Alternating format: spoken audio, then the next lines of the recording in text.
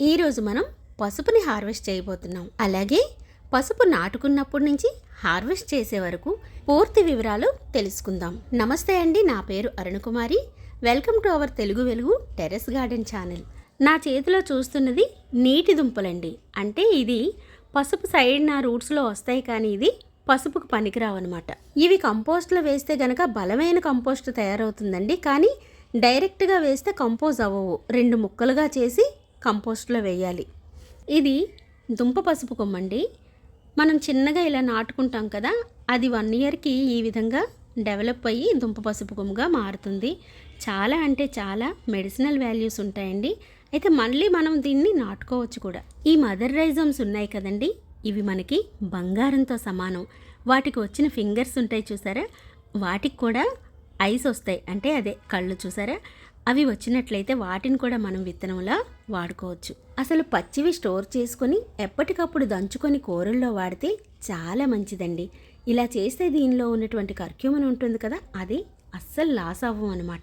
ఇది చాలా పాత దుంపండి, వాటర్ ఎక్కువైపోయి బహుశా ఇలా అయిపోయింది. మన మిద్దె తోటలో మనం పసుపుని ఈజీగా పెంచుకోవచ్చండి. నేను ఇక్కడ హార్వెస్ట్ చేస్తూ మా కాంతమ్మకి మల్బరీ ప్లాంట్ని రీపాట్ చేయమన్నానండి.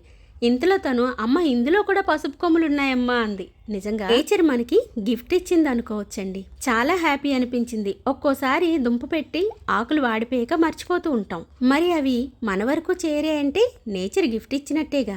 నా చేతిలో చూస్తున్నది సొచ్చుబారిపోయింది. ఈ చిన్న గోళంలో పసుపు కొమ్ములన్నీ తీసేసామండి. ఇప్పుడు 100 రూపీస్ టబ్లోను పసుపు కొమ్ములు అయితే తీయబోతున్నాను. ఇందులో వంగ మొక్క ఒకటి ఉందండి, అది స్పేర్ చేసి ఈ దుంపలు నేను ఇప్పుడు హార్వెస్ట్ చేయబోతున్నాను. పసుపు అనేది 9 నెలల పంట అండి. మరి విత్తనాలు ఎప్పుడు నాటుకోవాలి?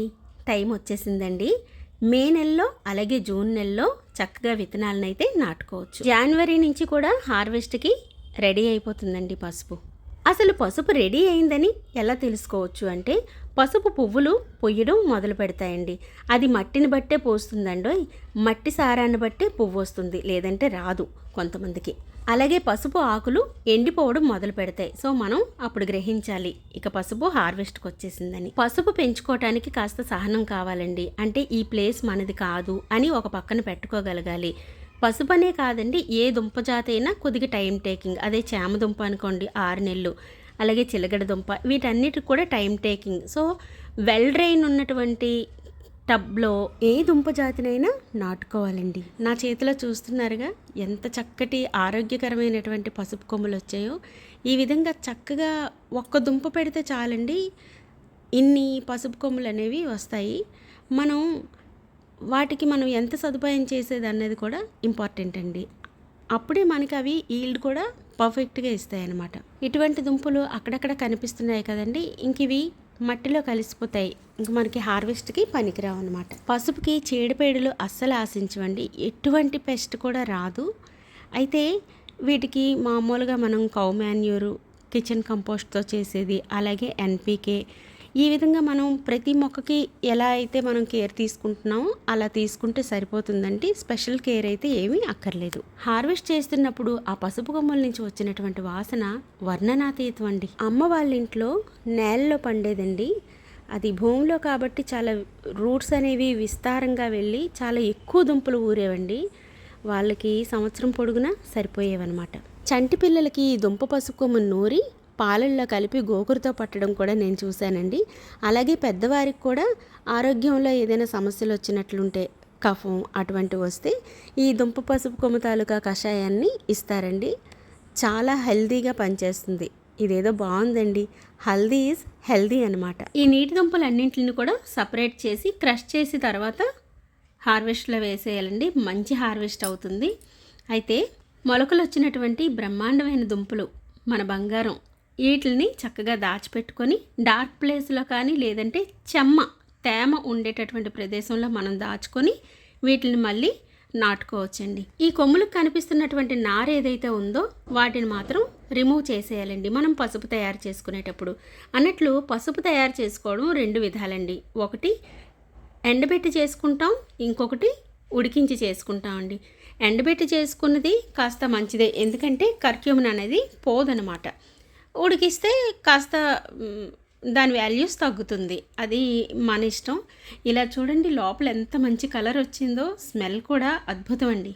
ఇక పసుపు నాటుకునే విధానం ఎలాగో తెలుసుకుందాం. ఫస్ట్ కంటైనర్ అండి, జంబో కంటైనర్ అంటే లోతు 8 to 9 ఇంచెస్ ఉండాలి, అలాగే వెడల్పు ఎక్కువ ఉండాలి. నేను 100 రూపీస్ టబ్ తీసుకున్నాను. నెక్స్ట్ వచ్చేసి వెల్ డ్రైన్ ఇంపార్టెంట్ అండి. వెల్ డ్రైన్ లేకపోతే కనుక రూట్స్ కుళ్ళిపోతాయి కదా.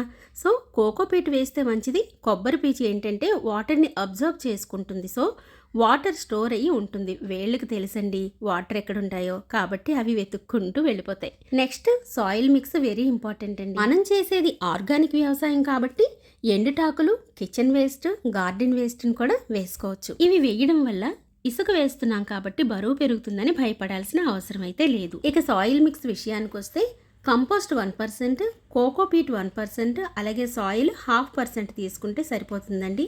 వేపపిండి మాత్రం కంపల్సరీ వేసుకోవాలండి, ఎందుకంటే ఎటువంటి వేరుకుళ్ళు తెగుళ్ళు కూడా రాకుండా ఉంటాయి కాబట్టి. ఇక మట్టి విషయానికి వస్తే మట్టి ఎప్పుడు కూడా మెత్తగా ఉండకూడదండి. ఈ విధంగా ఇసుకలాగా పొడి పొడిగా ఉండాలన్నమాట.